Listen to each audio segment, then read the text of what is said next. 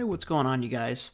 Today I wanted to make a quick video talking about something that I don't think a lot of people in the cybersecurity field really talk about.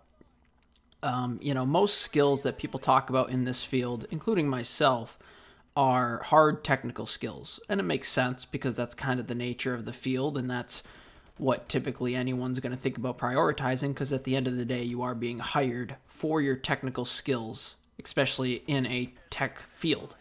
But something I want to talk about is soft skills when it comes to this field in cybersecurity. And I was kind of motivated to make this commentary because this past week I had like 3 days in a row where I had to escalate in the middle of the night to our incident response and threat management team.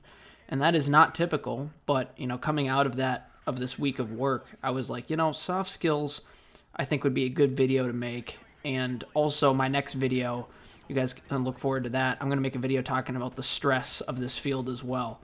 But really quickly, I want to talk about specifically soft skills in this field.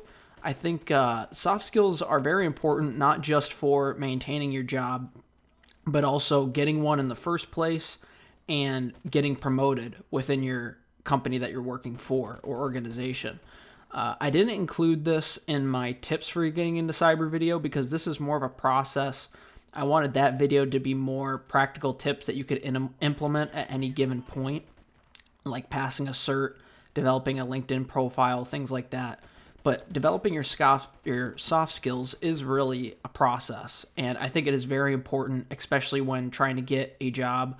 A lot of your interviews are going to start with an HR interview, and that's heavily going to be based off of how well you were able to communicate and things like that, beyond not even considering your technical skills. HR interviews are going to be pretty much all about communication and things like that. And also in one of my technical interviews, it was really more about to see if I would gel with members of the internal team, even more than, my technical knowledge. Technical knowledge does matter, but at the same time, teams that you're going to be working for are going to try and vet you to see, are you going to be able to gel with the team? Can you communicate? Or is it going to be like pulling teeth? And frankly, I've ran into a lot of that when meeting people at my college or new people at other jobs I've worked for. It can be like pulling teeth when trying to communicate, especially kids in our generation. If you're either in Gen Z or Gen Alpha, it can be really tough to communicate. And I believe that comes down to a chronic, frankly, addiction to social media and things like that. And that's a topic for a whole nother video. But I do think everything really stems from, the internet and social media really kind of taking over our lives and people becoming more, introverted, more sedentary, more closed off to society. And I think soft skills and communication skills, interpersonal communication skills between people, degrade over time because of that. So I do think going forward, guys, one thing I can recommend is get yourself into uncomfortable situations to try and develop your soft communication skills and get comfortable with being uncomfortable. And it really is hard to do, and you're still going to be uncomfortable at times, but the more comfortable you can be being uncomfortable, the far better it's going to be. Some examples I have is back in like middle school, I got involved in the gym. I started lifting weights. And I remember I was extremely paranoid when originally doing that. And that's because, I'm very self-critical. I'm always thinking about what others are thinking about me. And, going into the gym, I was very self-analyzing and being like, I don't belong here. And over time, you get more comfortable in a certain situation, and then you realize nobody there actually really cares that you're new. So it's all just your own personal paranoia. Getting involved in the gym was one of the big ones. Also, getting out and going, even to something to like a bar, even if I wasn't really gonna get drunk, going out with friends, out and either to the bars or bowling or skiing or something to get out of the house, really does help in terms of getting yourself more accustomed to communicating with other people. And that can, again, be a real struggle, especially in our field, especially for me, because I work completely remote. I don't have to leave the house except for groceries in the gym. So I can find a lot of excuses not to go out.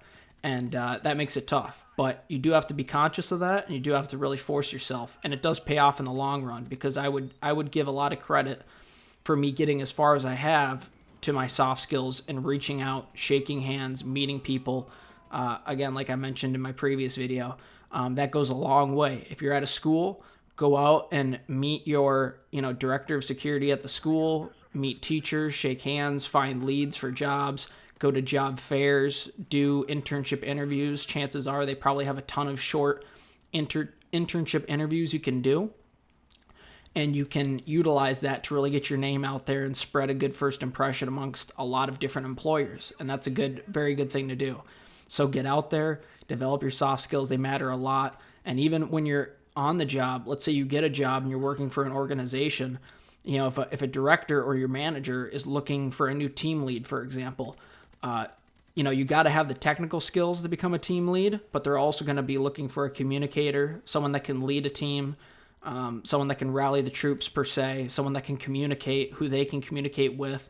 They don't want to promote somebody that's like pulling teeth. And frankly, people don't want to be working under a team lead that's kind of awkward or something like that. You do want a leader as a team lead, and someone that's easy to communicate with, someone that's empathetic, that can see both points of view. They can see where improvement needs to come from the team, from the perspective of higher ups in the organization, and they need to be able to see, personal situations, things like that, from people that are on their team. So it's really a yin and yang kind of situation that, team leads and what you'll be required to be able to do in order to get promoted. So soft skills and communication skills are really important for that as well. So those are things I can just recommend, guys. Get out, get uncomfortable, and really develop those soft skills, because they're going to be important for procuring a job, getting promoted, maintaining a job, and just furthering your career and your learning capabilities, because you never know when you got to be able to communicate with someone who knows more in order to learn more. A lot of times you might have to reach out to them and try and initiate that conversation, because again, like a lot of people in our field don't want to initiate a lot of conversation, and they won't volunteer information right out the gate. You might have to get it out of them, and that's not intentionally to be malicious. Sometimes it can be, and that's extremely toxic. If you have a situation where people are gatekeeping information, I recommend getting out of that situation, because that's just ridiculous. But a lot of times people are not malicious. It's just they just don't think about going out and offering, information to you off the top of their head. But that might be something you need to reach out to them for. So that can also help your learning. And then also just for the, the protection of either the government or organization, you guys got to be able to communicate well if you're going to keep something secure and safe. But anyway, guys, that's all I wanted to make this video for. I want to keep it relatively short. Leave comments down below of what you guys think, what experiences you've had.